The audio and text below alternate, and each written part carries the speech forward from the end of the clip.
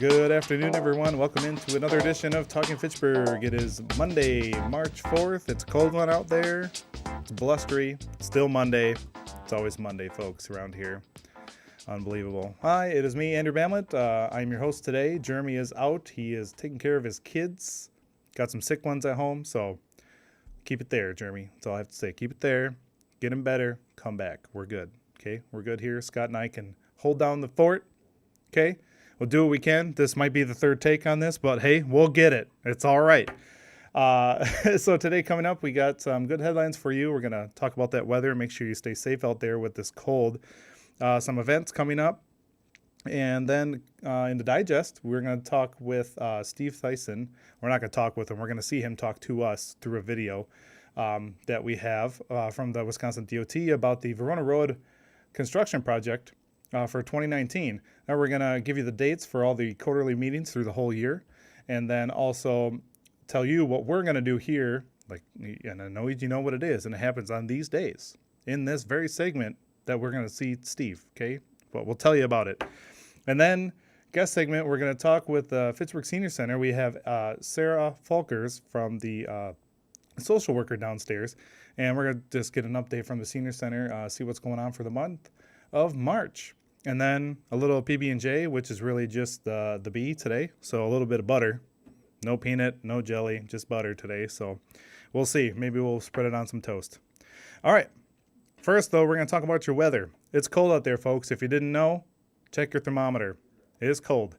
Lows tonight will drop to around 0, and wind chills falling to around -15. Only to slow moderation in temperatures is expected this week. You can see the graphic there for going into Tuesday morning. Woo! -16 to -12. It's going to be cold out there, folks. It's cold this morning. We did have a wind chill advisory, but it was done at 10 a.m. And we did set a record. So, woo, woo. -10 record, if that's a good thing or not. We set it from 1884. Holy cow. So it's the coldest has been in a long time, folks. I can't do that math straight out of the gate. So 1884 until now, that's cold. Just be ready. And then to keep on that, we're going to talk about some safety tips here about hypothermia versus frostbite in these kind of temperatures. So you can see here, avoid hypothermia is caused by prolonged exposure in very cold temperatures. When exposed to cold temperatures, your body begins to lose heat faster and then it produces. Lengthy exposures will eventually use your body's stored heat and leads to a lower body temperature. That's not a good thing, folks. So avoid here. I need my glasses checked because I can't see. Avoid wearing stuff like going outside. Just don't do it. When you're going outside, though, make sure you have a hat on. Have a water-resistant coat, several layers of loose-fitting clothing, water-resistant boots, mittens or gloves, and a scarf. So just be all covered up. You can see there the vital areas: the nose, ears, toes, cheeks, chin, and fingers are the first part that are going to be affected by that cold. The next graphic here kind of shows the differences, what the spot between frostbite and hypothermia. So frostbite, a victim is often unaware of frostbite because frozen tissue is numb. That makes sense. So signs and symptoms are redness or pain in any skin area may be the first sign of frostbite. Other signs include a white or grayish yellow skin area, skin that feels unusually firm or waxy, and numbness. So you start feeling that stuff, folks. You got to make sure those parts are covered up, probably your ears, your nose, your fingers. And the hypothermia, I kind of started on this one, often occurs in very cold temperatures, but can occur in cool temperatures as well if a person is wet. So, but here we're kind of really talking about the really cold, just weather.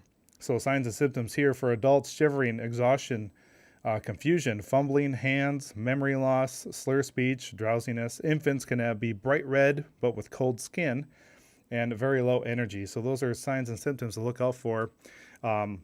If you notice any of these, please make sure you take the proper precautions for this, folks. If you need to call 911, especially someone with hypothermia, please do. You need to make sure they get warmed up properly to make sure that is all good. All right, next we're going to talk about, please make sure your address marker is visible from all directions. So this is from the Dane County Sheriff's Department Facebook page. You can see here a nice picture that it's almost not visible. So we need to make sure these placards, especially out in the rural area, is visible. With all the snow we've had dumped on us in the winter, please make sure your address marker is visible from all directions. This is how emergency services locate your residence. Is very important, and is very important, to make sure you can see it from the road. So make sure if it gets piled up around your road sign out there with your address on it, make sure you get it shoveled down. It's just like your fire hydrant. This is just as important because they got to find your house first before they can help you. So make sure they can see that. And this really pertains to out in those signs out into the rural areas. Make sure your house numbers in town are uncovered as well. If it's on your above your garage or on a post on your house, make sure those are all cleared off and able to see. Yeah, and on your mailbox. If your mailbox is covered up too, that's not good because your number is usually there as well. All right, next we got summer programming coming up here for the rec department. And first here we're going to talk about make sure you register. So first one is Camp Half Day at McKee. We have 7 half-day camps with camps for your ages of 6 to 11 years old at McKee Farms Park this summer. These are 4-day camps, are a blast with different themes each week. This year's themes are Aloha Summer, Best of the Best, Discovery Days, H2O, I like that, Nature Explorer, Spy School, I want to go that one, and Young Scientists. I don't fit the age range though. Check them by we'll go to the website. Make sure you go out to the website to check that out. We'll have that posted in the Facebook. Another one here is just Camp McKee. So these are 2 4-week sessions. These are longer sessions that run 5 days a week from 9:30 to 11:30 a.m. Kids ages 4 to 6 will have days filled with games, arts, crafts, music, sports, and fun. We have created an attentive, stress-free environment for the kids in which to try new things and meet new people. So again, we will have that on the website in the Facebook post to make sure you can click on that and go right to, again, it's just fitchburgwi.gov at the recreation site, part of the website. There you go.